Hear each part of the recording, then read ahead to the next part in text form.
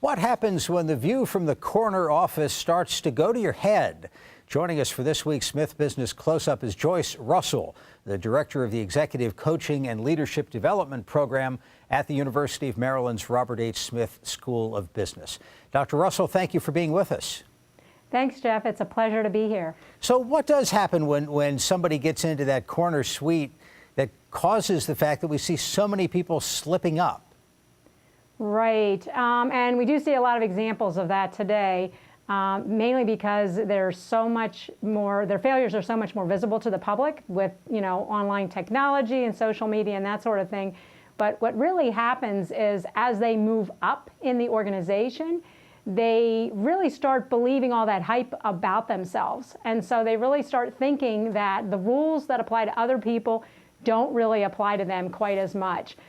They also start to sort of isolate themselves from other people. They distance themselves a little bit.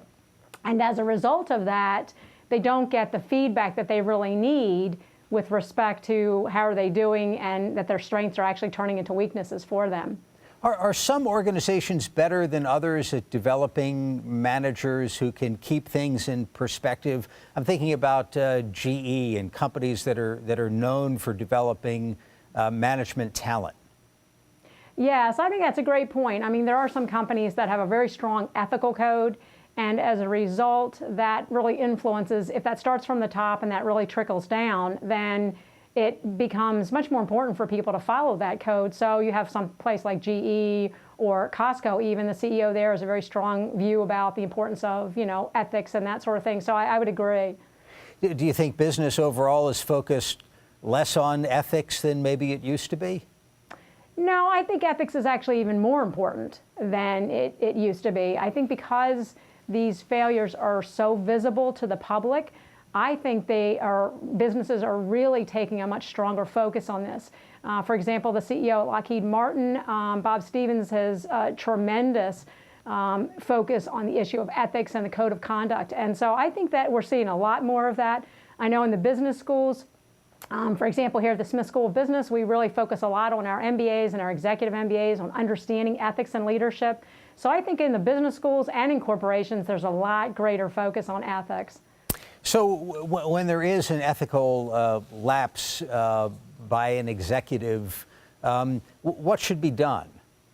Well, that's a great question, Jeff, and I think there's a lot that can be done. I think at least 4 things should be done, though. I think first, they really need to take responsibility, own up to the fact that they've done something. Second, I think they need to show some sort of remorse. They need to actually sincerely apologize, say they're sorry. And I think this is an area where a lot of leaders have trouble saying they're sorry. I think third, they really need to make restitution. If there's anything they can do about this, then I think they should try to do it.